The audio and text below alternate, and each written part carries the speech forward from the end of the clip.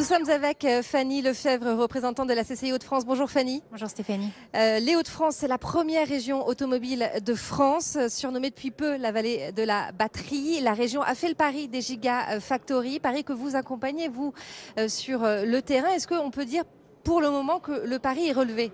Oui, ces Gigafactory, c'est évidemment le totem d'une mutation industrielle et territoriale de toute une région, celle de l'industrie automobile. On est la première région automobile de France avec des constructeurs, des sous-traitants qui ont pris ce virage, qui ont investi aussi massivement pour relever ce grand défi de vallée européenne de la batterie. C'est aussi une région qui a retrouvé son plus haut niveau d'attractivité. On est la deuxième région en termes d'investissement industriel étranger, en nombre d'emplois. Et puis, c'est une région qui est devenue finalement une vitrine de l'industrie du futur, une industrie plus propre, plus respectueuse de l'environnement, avec des investissements, des efforts massifs pour décarboner et en même temps créatrice d'emplois.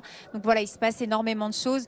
Les grands défis, plus concrètement évidemment sur la batterie, c'est la question du recyclage. Bien sûr. Mais on est en ordre de marche déjà pour relever ce défi. Et puis, pour l'industrie en général, c'est bien évidemment la question des compétences. On estime rien que sur le Dunkerquois, notre dernière étude estime entre 20 et 30 000 besoins d'emploi d'ici 2030. C'est considérable, c'est 10% de la masse salariale de l'industrie en Hauts-de-France aujourd'hui. Alors c'est un enjeu régional, on l'a dit, national, européen aussi. De quelle manière la CCI Hauts-de-France accompagne les entreprises sur le terrain ?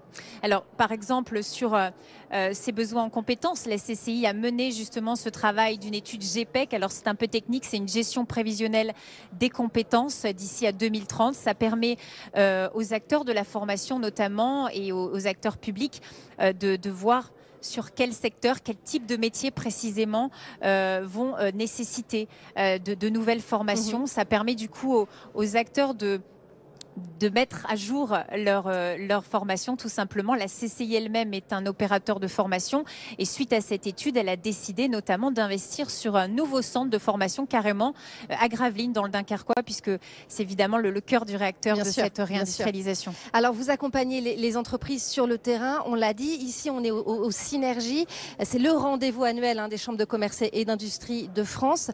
C'est un lieu privilégié pour partager les bonnes pratiques entre CCI, c'est ça ? Oui, c'est un rendez-vous qu'on aime particulièrement, qu'on ne veut pas manquer parce qu'effectivement, il incarne cette notion de faire réseau, de partager les bonnes pratiques et de poursuivre aussi cette dynamique de mutualisation entre toutes nos CCI.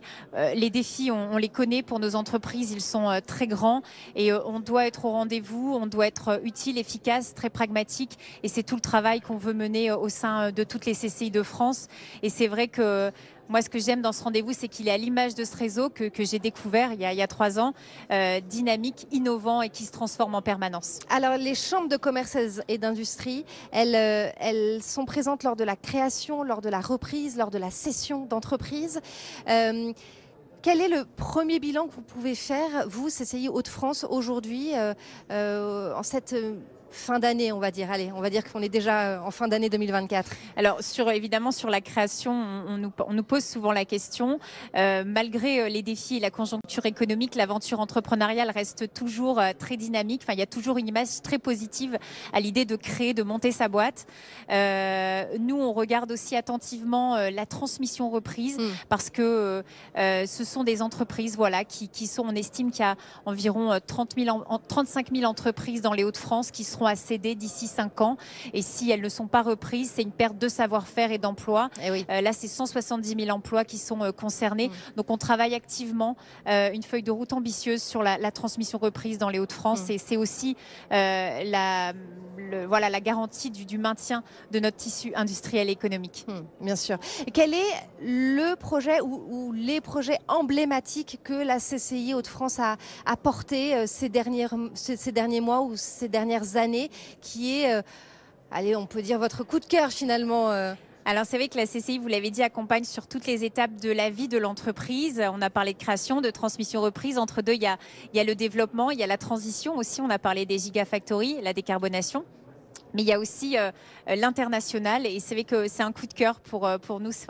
cette année plus personnellement, c'est l'histoire de Cryon Science Technology que vous avez déjà aussi mis en valeur sur votre antenne. C'est Cosimo Prête, c'est une très belle histoire qui aujourd'hui est dans la poche de tous les Allemands puisqu'il a exporté sa technologie de rupture de sécurité de papier d'identité dans beaucoup de pays du monde, notamment en Allemagne, et c'est un défi assez costaud. Donc voilà, nous on l'a accompagné de la création jusqu'à son développement à l'international et on était aussi à ses côtés le jour où il a été lauréat coup de cœur à Paris du jury de CCI France International, et c'était évidemment un grand moment. Donc voilà, chapeau à lui, et c'est en plus quelqu'un de très humain et voilà qu'on aime aussi parce qu'il est un bel ambassadeur de notre CCI. Et une très très belle réussite effectivement. Merci beaucoup Fanny Lefebvre, représentante de la CCI Hauts-de-France. Merci à vous. Alors autre